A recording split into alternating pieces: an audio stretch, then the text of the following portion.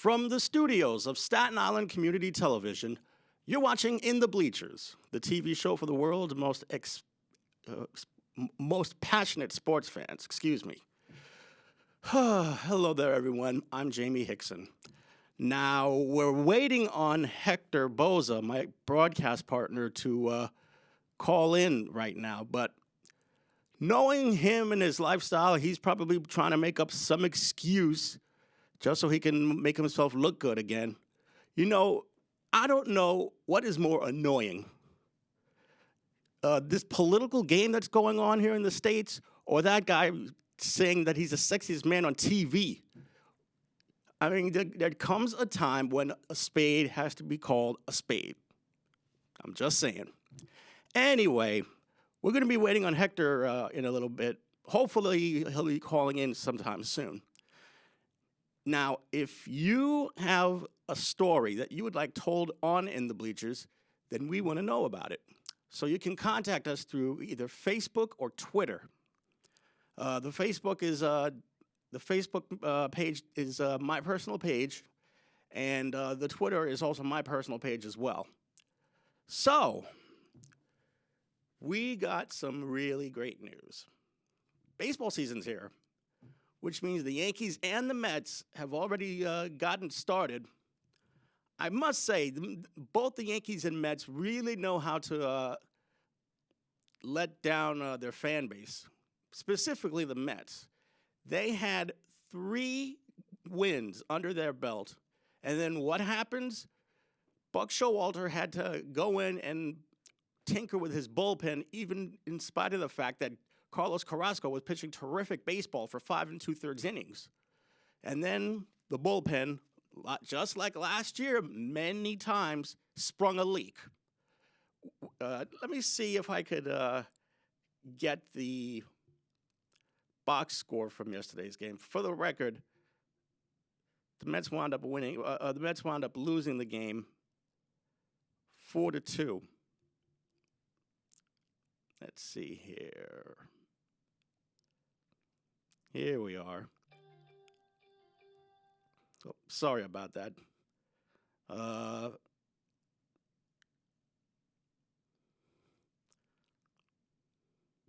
There we go. Carlos Carrasco pitched terrific baseball yesterday. He only gave up a run on 2 hits. That run turned out to be a home run, and he struck out 5 batters.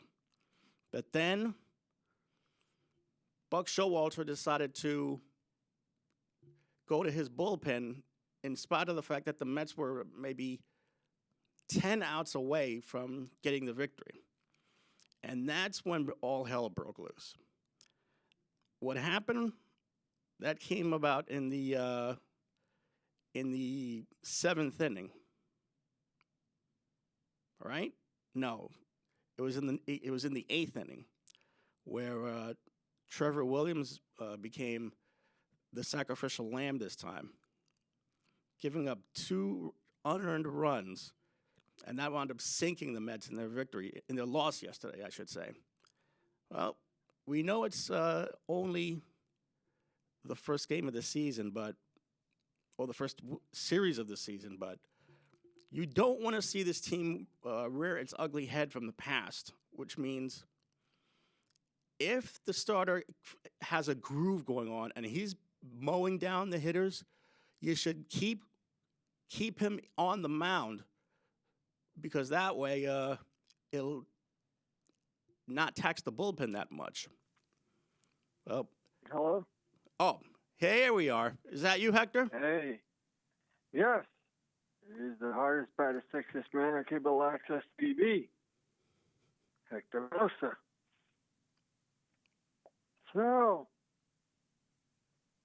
So, let me hear what you had to say. Well, I was actually talking about the Mets and the Yankees so far. Both teams. The Yankees? Yeah, they started their season this past weekend. It has to set. Well, now they're going to play Toronto in the next 4 games. As for the so Mets, they beat Boston. Yeah, but it was the 3rd game that was a disappointment. it was a disappointment because the Yankees left too many base runners on. Well, what do you expect? They still need more hitting. Well, they've already gotten. I guess they could go for another bat or two, but it's hard to say that a team has a batting order when they have Aaron Judge and DJ LeMahieu. Now they brought in Isaiah Kiner-Falefa and Josh Donaldson. The one thing that I worry about with the Yankees is their pitching. Sign. What's that? I said Aaron Judge, who they may have to sign, because they haven't signed him to an extension yet on his contract. They talked about it during spring training, but Aaron made it loud and clear he did not want to talk about it when the season was going on strong. Exactly. So if he has the monster year, they're going to be paying out their rear end. You know, the Yankees already offered a more than fair deal. They gave him, what was it, $23 million a year for 7 or 8 years? And he turned it down. You know, everything goes up. Mm-hmm. Everything goes up. And, you know, people are saying, well, I didn't. Mm-hmm. Enough's enough. What can you do with it? And it all depends what he does with it. That's the problem that you have. What does he do with his money? Just invested. He's not married yet or anything of that nature. Not that I know about. He's facing for a bit more, or at least live with someone. But I'm just saying that when you're in a situation like that, if he's not spending a lot, and with the contracts going up and everything else, they're going to want more and more money. You know, salary and everything going up. But like you said, it sounds like it was a reasonable, but do you think that he'll resign? Your guess is as good as mine, man. At this rate, anything can happen.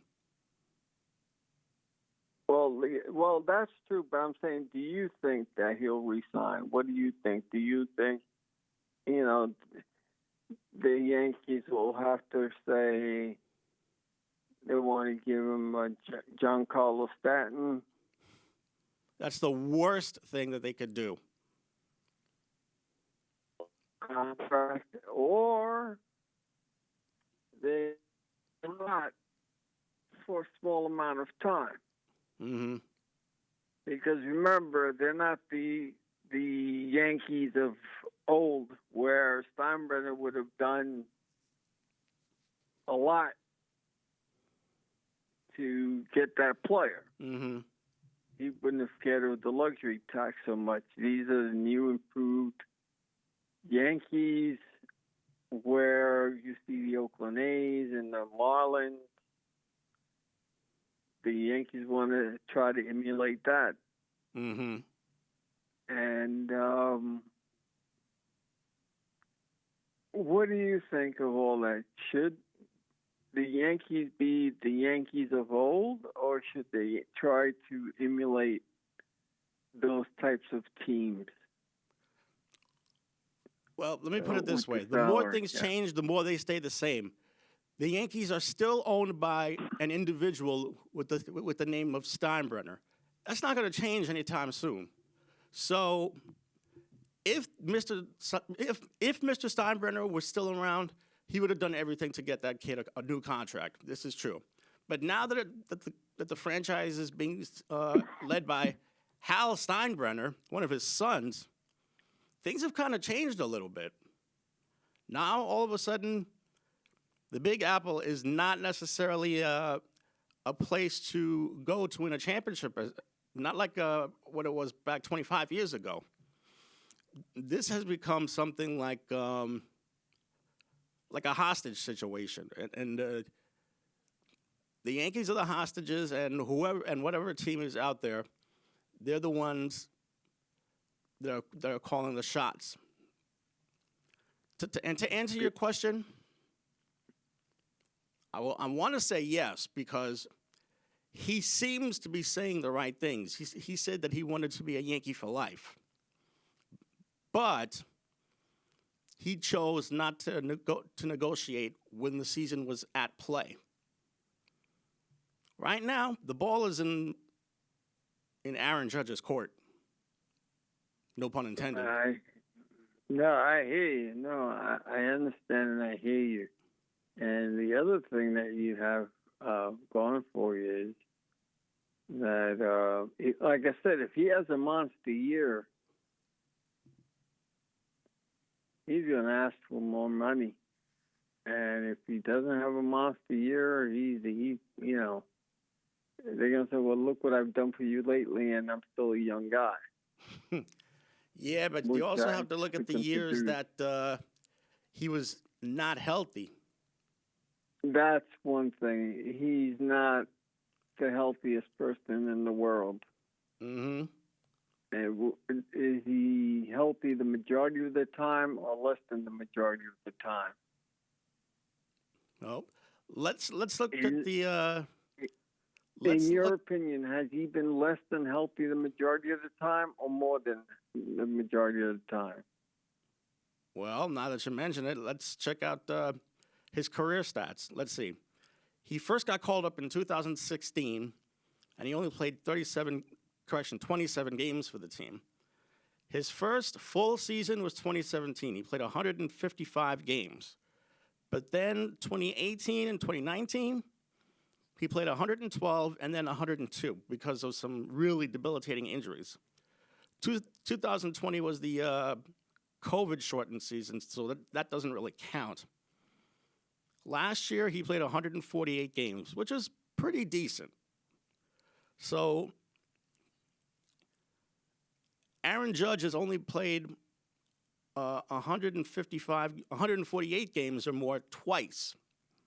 So somebody has to consider whether he can be strong enough to carry the load for a whole season, which is 162 games.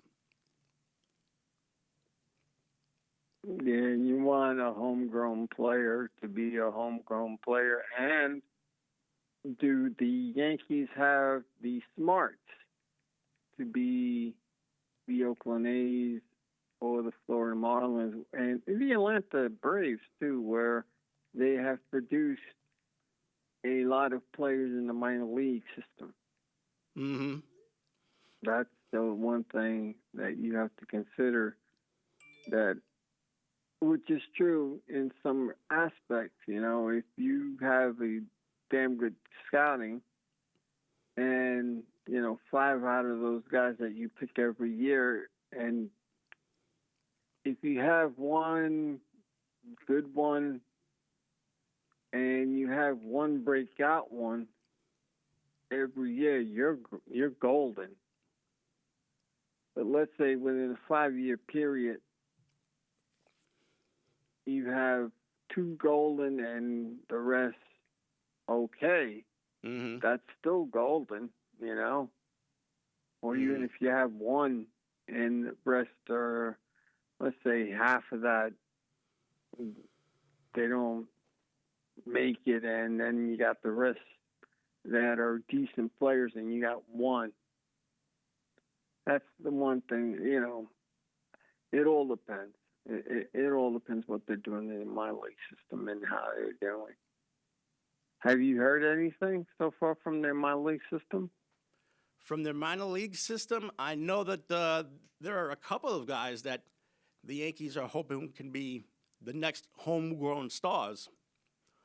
One is the shortstop, Anthony Volpe, and there's this 17 to 18-year-old kid named Jason Dominguez, who right now is just tearing the ball to pieces in the single A level.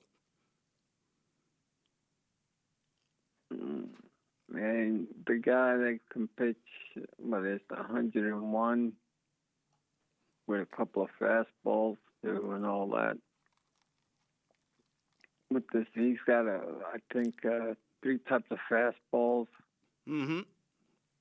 But let's see what happens. What's their record so far, you said? The Yankees are now 2-1. 2-1. That's not bad. As long as you win the majority of them. Mm-hmm. And like I said, they always say, "Oh, it doesn't matter what you do in the beginning of the season. Every game counts." Because that one game that you've lost in the beginning of the season, can help you in the last, in the amount of time that you have to take for the end of the season. Mm-hmm. So continue, please. Let's hear how great the Yankees was and how are their starters and how are their closers doing. Well, right now, I would have to say that maybe Josh Donaldson, the newcomer who they traded for, is off to a pretty decent start. Let's see here. Here we are. Get this. Giancarlo Stanton is already. I know it's just 3 games so far, but I see that Giancarlo Stanton is off to a pretty sizzling start. Let's see. 3 games, 5 for 13. Yep. 5 hits and 13 at bats. Man, he's one of those guys that doesn't stay healthy for long. Mm-hmm. Or gets into a lot of batting slumps.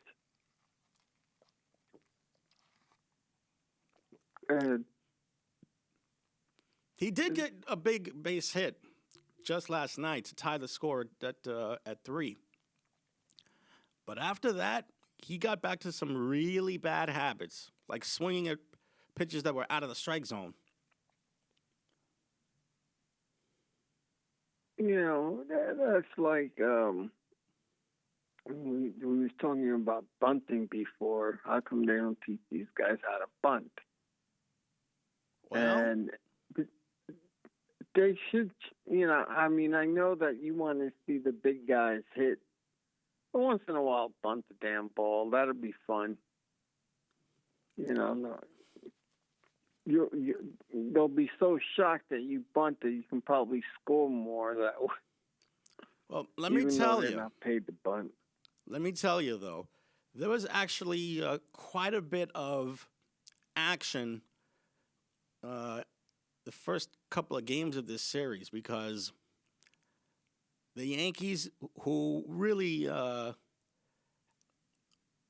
are pretty stingy when it comes to the fundamentals, I think it was either Friday night's game or Saturday night's game where one of the guys bunted a runner into scoring position and then came the base hit. Wow, that's good. Mm-hmm. I mean, they have to do it. Have they done any of the shifts? I think they had the shift in last night's game. Now, did they disallow that? What's that? Did they? I thought in the contracts they said they weren't going to do the shift, or they wanted to try to do the overextended shift. I know the Red Sox did the shift against the Yankee batting order, and that was last night. Well, I think that's kind of ridiculous. Like we talked about before, that if they're doing that over exaggerated shift, which is needed, and people are complaining about it, then that's the problem with the batter. That's not the problem of the team. That's the problem of the batter. Because that's your fault for not being able to hit the opposite side or at least bunt the damn ball. Yeah. Because there have been a lot of players, even with the shift, that they'll find the damn good players to excellent players will find a way to get a base hit.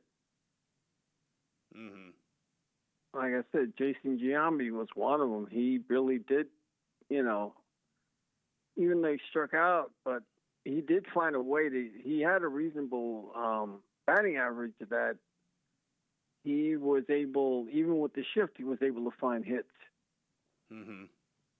So, I know there was one Yankee player that was complaining at one point that they shouldn't do the shift and all that. Did they use that electronic umpire behind the plate? No, that's in AAA. That's in AAA. That they're doing that. They're using the computer umpire behind the plate. And are they going to start using, so that they won't steal pitches, the 1-2-3 method or whatever, the catcher being able to talk to the pitcher directly? Well, they're going to Have you heard of it? They're going to have meetings on the mound still. As a matter of fact, I saw in the Mets Nationals game that the Nationals coach, or the Nationals pitching coach, I should say, Jim Hickey, he made more than his share of visits to the mound. I think he went up twice, and I think the limit is supposed to be 3. Right, but I'm just talking about catcher to pitcher. Instead of calling the signs with the fingers, they're going to use that electronic stuff. Have they done it, or is that just to be expected? Now that you mention it, I saw that the Red Sox catcher had this, I guess, a little electronic.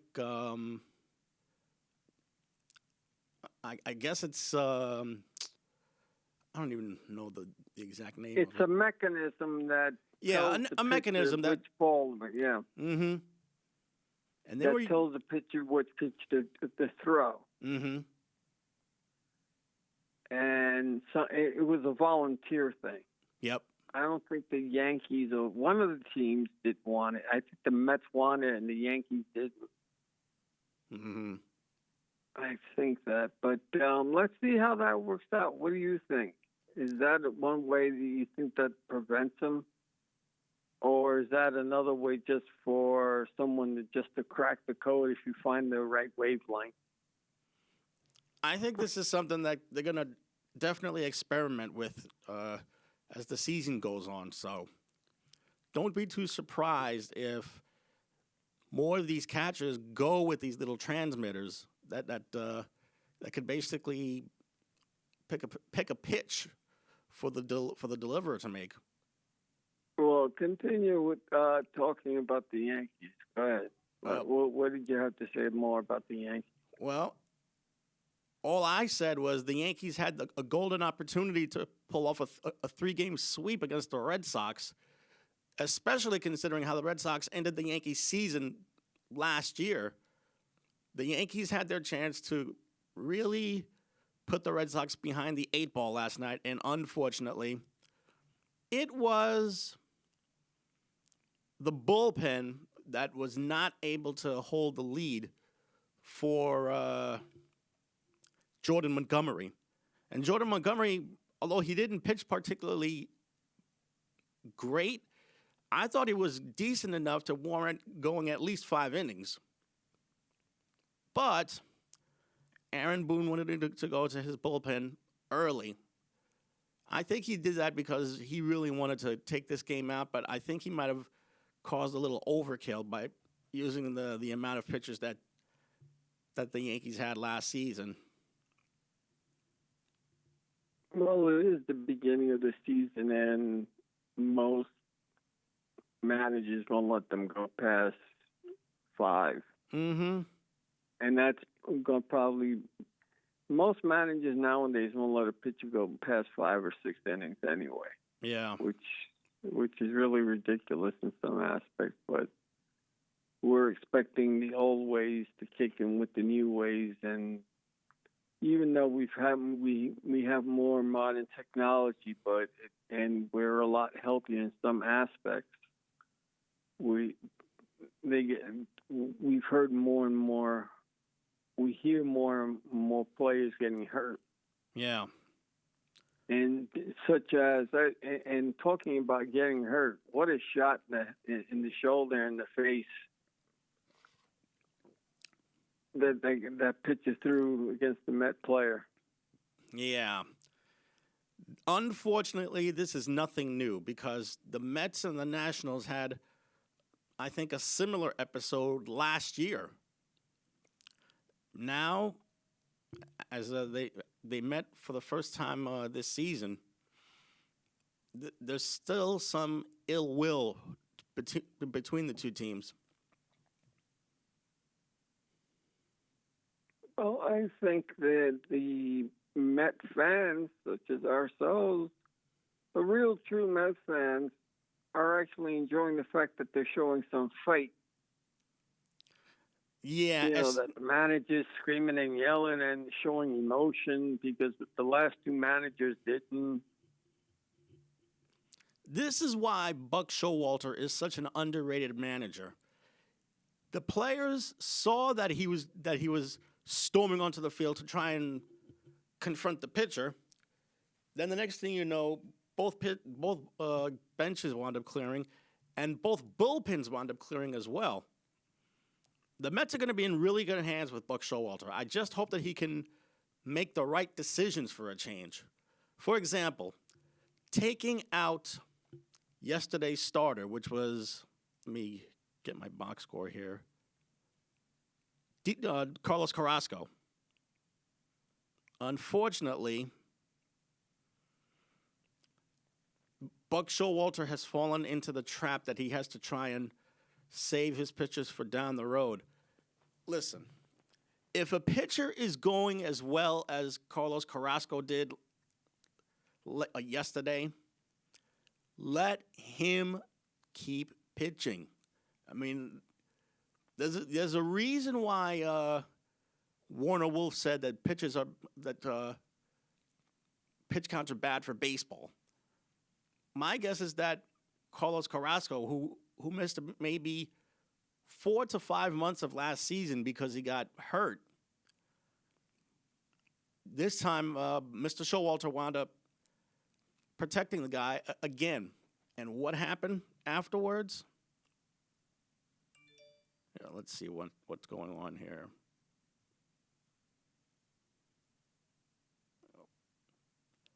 Well, we did talk unfortunately, about just now. the box score really didn't say as much. So right, but we just talked about the fact that the beginning of the season and the standard is no more than 5 to 6 innings now, because the mid relievers got to come in, and then you have the closers. Yeah. And right now, because the standard used to be go 7. At least go to 7 innings. 8 and 9 was the standard. Yeah. Well, the majority of the time it was just go as far as you can go. Well, and now because of Tony La Russa, you can thank him. Right. Because people like to thank him because of what he's done. I mean, he's been a great manager and so on, and he's done a lot for the game, but he was one of those guys that, at a certain point, 5 innings or 6 innings, get them out, put your mid-reliever in, and so on, and continue on that pattern. Yeah. But Lindor, what have you heard anything about his injury? Francisco Lindor? Yes. Didn't he get pelted in the leg? No, he was the one that got hit in the shoulder and the face. That's what I thought. Let me see. Because it seemed like doubt that they put him. The ball Mm-hmm. went from his shoulder to the face. It seemed. Mm-hmm. And thank goodness he had that batting guard, the helmet. Right. And that was a game that, what was it? That the Mets got hit 3 times. Yeah. And the Nationals got hit twice, something of that nature. And that they're saying that they're using a new baseball. It's hard for the pitches to grip as well. As they come, you're going to see a lot more hits like that. I don't know, I don't know, and because they're not allowed to use that much of the sticky stuff anymore for to hold the ball anymore, and it is still cold in some places. Yeah. It's not warm. So, have you heard anything from that since? Let's see. Unfortunately, I really haven't heard anything yet. I mean, there's no story either online or in the papers that shows anything about the latest on his injury. Because the last time I remember was all his X-ray came out okay, and he passed concussion protocol. Uh-huh. But the thing is that psychologically, that could harm a player. Mm-hmm. Anytime you get hit with the damn ball, or anytime you get hit around the facial area, will play some mind games with you. You really have to be a strong-minded person to be able to go back on be out there and do it all over again. That's a strong-minded person. Mm-hmm. So I give him credit if he goes back, and because he wants to have a breakout year because of the big contract that he has. Yeah. And hopefully he won't try too hard that he won't be able to do anything. He over-tries. So what do you think about the Mets situation as well? What's their record? Well, they're 3-1. And right now the Mets are playing Philadelphia.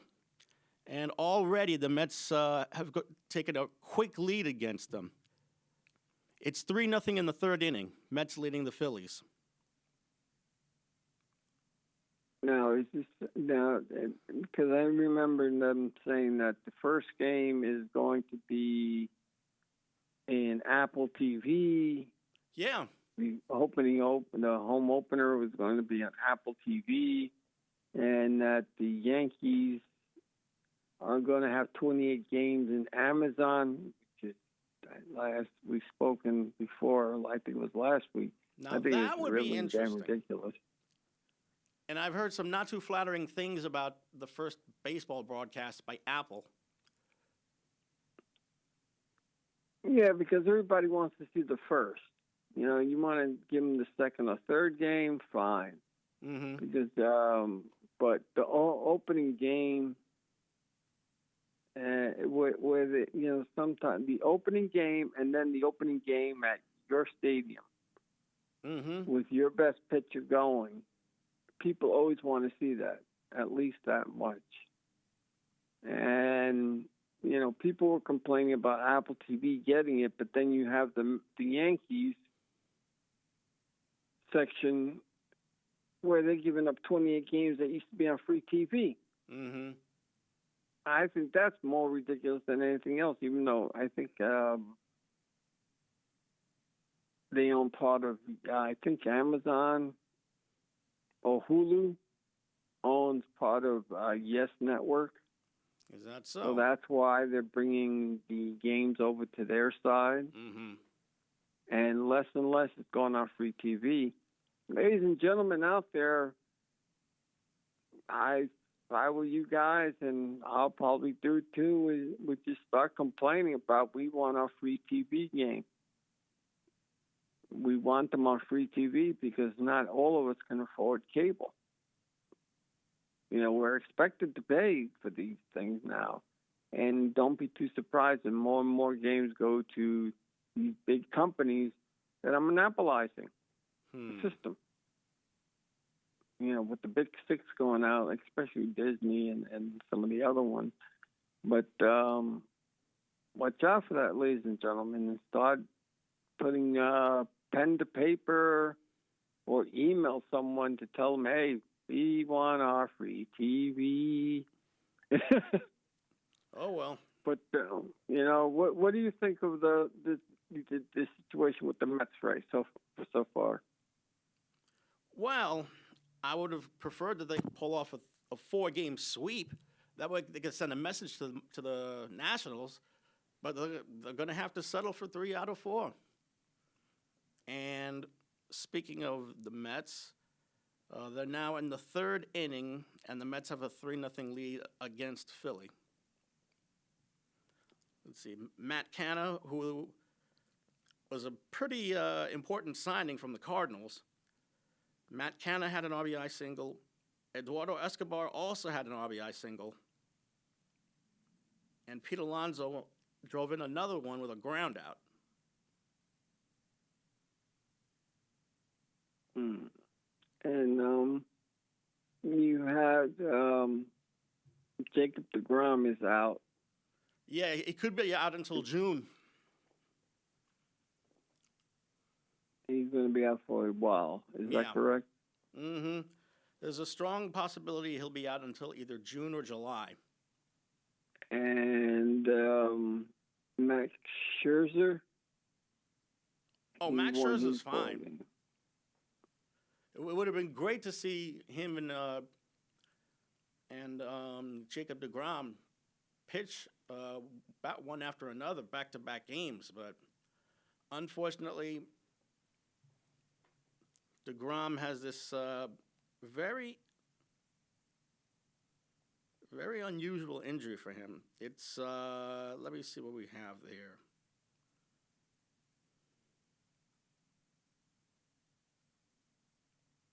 I'm looking at it through the Major League Baseball app. Yeah, and I'm looking at it like this too, and that is with the Mets,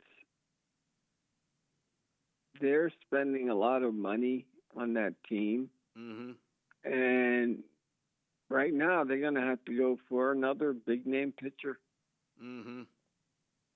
And a closer too, I would assume, because right now, at this point in time, after you give that information that you have, mm-hmm. that you're looking up, I just want to know, do you think that the Mets are the team to beat? My answer would be no. In fact, I think, if anything, the Philadelphia Phillies might be the team to beat because they've got the better batting order. I worry a little bit. I think Aaron Nola and Zach Wheeler are two pretty decent starters. But at the same time, who would they go for to put on the mound after those two? And I found this information about Jacob Degrom. He has a stress. Apparently, a stress reaction on his right scapula, which is close to the shoulder area. Yeah, that's not. No. That's not good. I mean, you can come back from it, but that's not good. It doesn't sound good. That's not good at all. Nope. No, and like I said, you got Lindor probably going to take a couple of days off anyway. Mm-hmm. You got Degrom not being there, but at least they won 3 games out of the 4. At least they did that much. Yeah. You know? Let's see what they could do I against guess the Phillies, because the Phillies have given them a lot of trouble in the last few years. I want to see what the Mets can do in this series against Philly. Who is the team to beat in the National League in that division and in the National League in general? Well, what if we just go division by division? I still say Philadelphia. Okay. I still say Philadelphia is the team to beat in that division. They've got a really, really good back, terrific pitching, except I kind of used a double entendre there. Philadelphia should be the team to beat, and that's depending on their pitching. I think the batting order is there, but their pitching, a little iffy, if you ask me. In the Central Division, I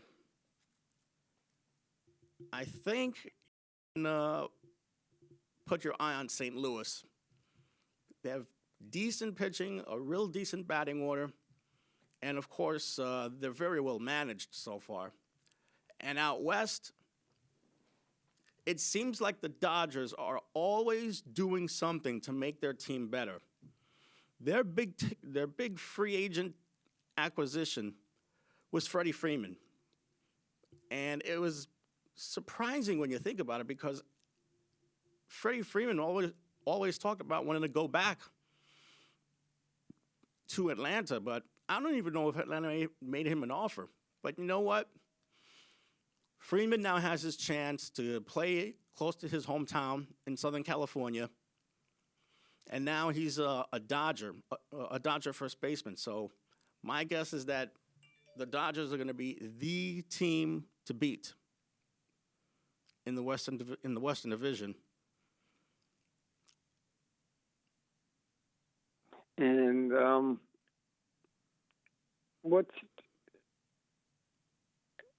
who's the second best team in each division? You would say, you said Philly is the first. Who would be the second? What do you think the order is going to be by the end of the year? Mm-hmm. You think Philly's going to be first? Atlanta will probably be second. Mm-hmm. And in spite of losing third? Freddie Freeman, they've got really strong pitching. Would you say Mets, Atlanta second, and Mets third, and then Washington, then Florida? Okay, go with each division. Mm-hmm. What's next? Let's see here. In the Central Division, I still like St. Louis, and I think Milwaukee is going to be a lot better team than people give them credit for. They have a very underrated lineup, so I think Milwaukee might be second, then the Chicago Cubs, then Cincinnati, then Pittsburgh. And then out west, I still like the Dodgers. Not only because of the Freddie Freeman signing, but because they have really strong pitching. Led, of course, by one Clayton Kershaw. So it would be the Dodgers who would be first. I think San Diego would take second because the pitching staff is very good. Then it would be San Francisco, then Arizona, and then Colorado. As far as the American League is concerned, the Eastern Division could very well be the best division in baseball, because you have 4 teams that have a shot to make their season by winning the division or winning the wild card, one of 2 wild cards, I should say. And I think we can all agree that the Baltimore Orioles are going to be in the cellar. And there's been a lot of talk about Toronto with their pitching staff. Let's see what they can do with the batting order that they have. So I would say, I'll say that Tampa is first because I think that their pitching is very good. Then the Yankees, then Toronto, then Boston, and of course, Baltimore brings up the rear. As far as the Central Division is concerned, there's a lot of good things being said about the White Sox. But then again, the one team that could probably sneak up on some other teams is Kansas City. Kansas City has the best prospect in baseball right now, Bobby Witt Jr. I saw his father as a pitcher for the Texas Rangers many years ago. Unfortunately, Bobby Witt Jr. decided to not go through the pitching route, so he's making himself look a lot better as a hitter so far.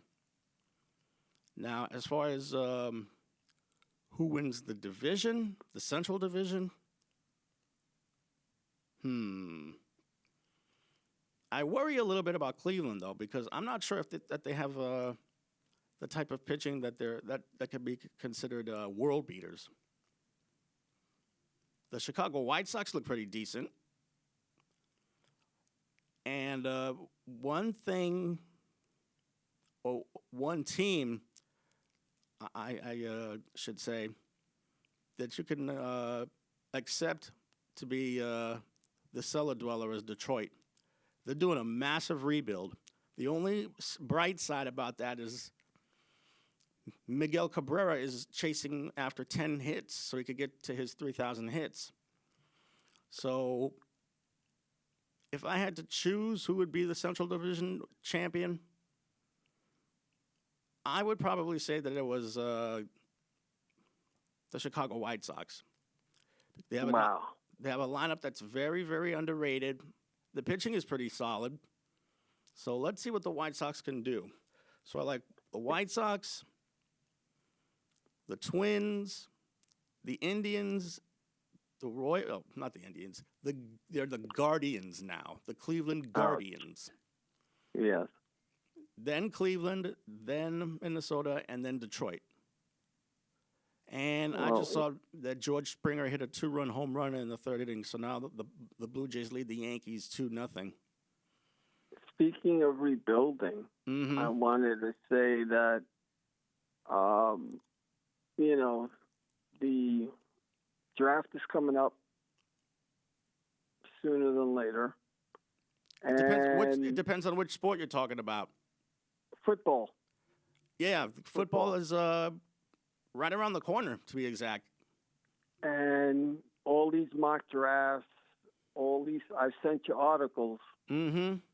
And I don't know if you had a chance to read them, and what did you think of them? I haven't got to them yet, but I did see that the link for this one thing that came from the Bleacher Report, one trade for every NBA team that missed the playoffs or the play-in tournament, I should say. Yeah. Well, besides that, but I just want to talk about right now the Jets because they have to do it right. I mean, the Giants have been more successful in picking players than the Jets have. But if both of them are in a rebuilding stage, they got to get it right. They have to get those players. Yeah. They're not the best player anymore. Their picks are high to be just getting the ball. They have to get the right player. And hopefully they'll get a big name in free agency as well. Hopefully that'll work. Mm-hmm. Because there's a lot of names being thrown out there, such as the Jets getting a wide receiver, and they need a wide receiver, a number one wide receiver. Exactly, and the Giants too. Mm-hmm. You know, the Giants too, and with all these mock drafts, which makes sense, they do make sense, some of them, but then you're scratching your heads on the other ones. Mm-hmm. But as soon as draft day comes, that's it. They start booing. I mean, is it going to be? Because the draft was pretty cool when it was over TV and they had people at their homes and all that instead of live. Right. But I guess they want to. I guess they're not doing that anymore. But it's just, to me, I think it's fun. But in your opinion, right now, have you seen the people that are out that you think they're going to get in the draft? I saw something. Or do you know that they're going to need a wide receiver and two defensive players? Well, let's see. Because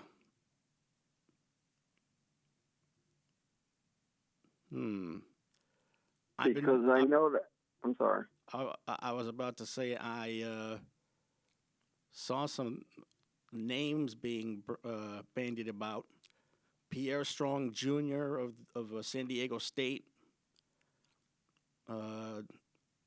Offensive tackle Evan Neal of Alabama.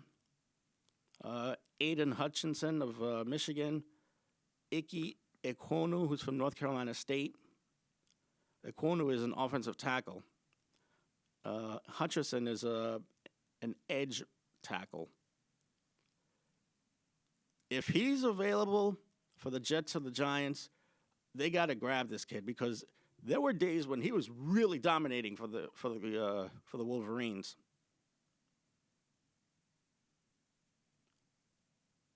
I'm sorry. Go ahead. One other person that's being mentioned is the kid from Oregon, Kayvon Thibodeaux, who unfortunately has had some off-the-field issues that kind of cast a dark cloud over his head.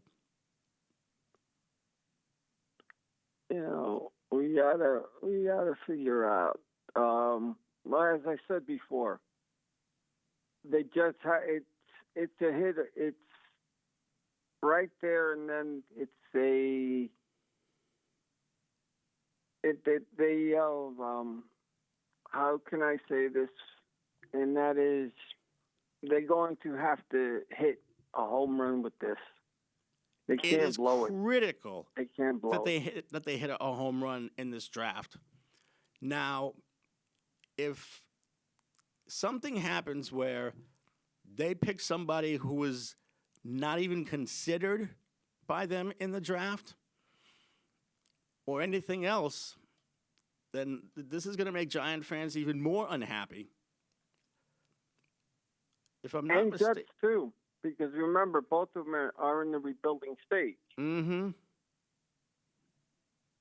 Yeah, at least, the Jets have signed some players. And I think they signed a Nigerian kid. Right. And he's supposed to be a very damn good player. And also, some of the ones that the Giants and Jets are going after. Right. Because names are always being thrown around. I think they're very good in their positions. Like I said, they're both in a rebuilding stage. They have to get a damn touchdown. They really got to blow the game open with these guys because if they don't, that's it for them. They should all be fired again. Because you can't keep on rebuilding because they just have been in the rebuilding stage for God knows how many years already. And they're still not getting it right. Right. So what do you do when, let's say the Jets, you're in a rebuilding stage practically, every 3 years or every 2 years? 2 or 3 years around that time. And because you're always firing your damn coach and your GM. Mm-hmm. What do you do? Hope that the new guy that they have is going to build himself a pretty long career. And that's also made possible by his general manager. The general manager, crucial that he has a great draft. And as far as free agency is concerned, go after the best players possible. well, the best players in the positions that they need.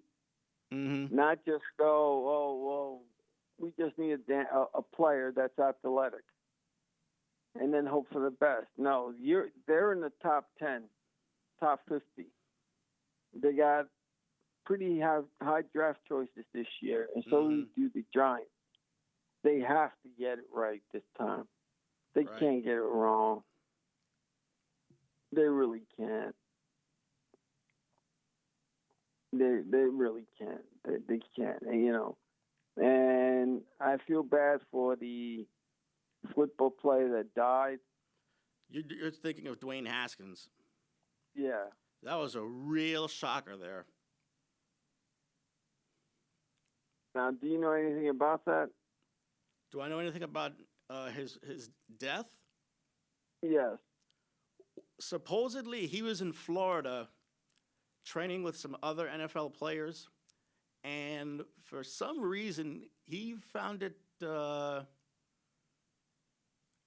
not problematic that he walked on the side of the highway.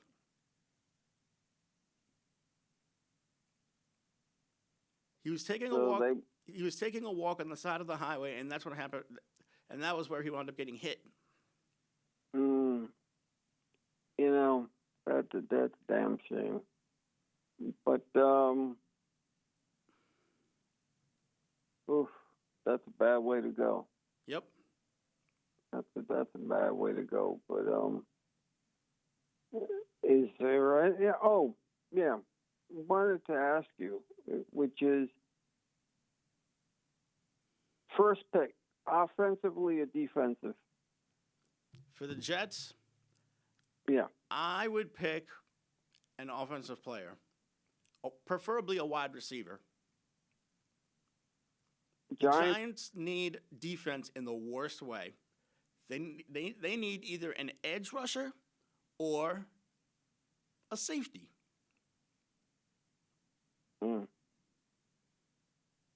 So you think their first pick will be defensive? The Giants' first pick should be a defensive player. They need defense in the worst way.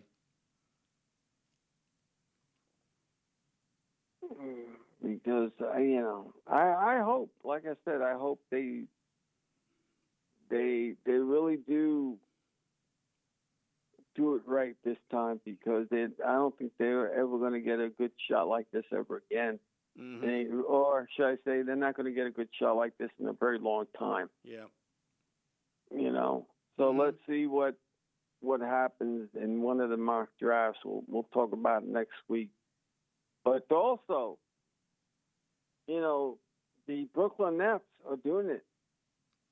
Well, they're not even in the playoffs. They're playing. They're going to play a play-in game to get to the playoffs, and it's going to be at least 2 games. If they can win 2 games in this play-in game, then they'd make the playoffs. And meanwhile, their chances, I think they're pretty decent, but Cleveland's a really, really tough team. All I know is that Jared Allen is not going to be playing in the game for the Cavaliers because he wound up breaking his finger. So he's rehabbing the finger right now. And as for the Knicks, what is there to be? Knicks. They're not the mighty Knicks. They're the horrible Knicks. The mighty. No, they are not. They are dreadful. Did you see the record that they had this season? Do you see the record that they had? 45 losses. Of course, I've seen the record that 45 losses. And you have the nerve to call them mighty? That's it. They had an off season, and Tom Thibodeaux. And talking about, and you saw the article that I gave you about getting rid of, some executive wanted to get rid of Tom Thibodeaux. We gotta wrap this up, man. We got 10 seconds before we get out of here. Thanks to Kenny Graham on the other side of the glass. For everyone here, I'm Jamie. I'm Hector. Good night, everyone. Night.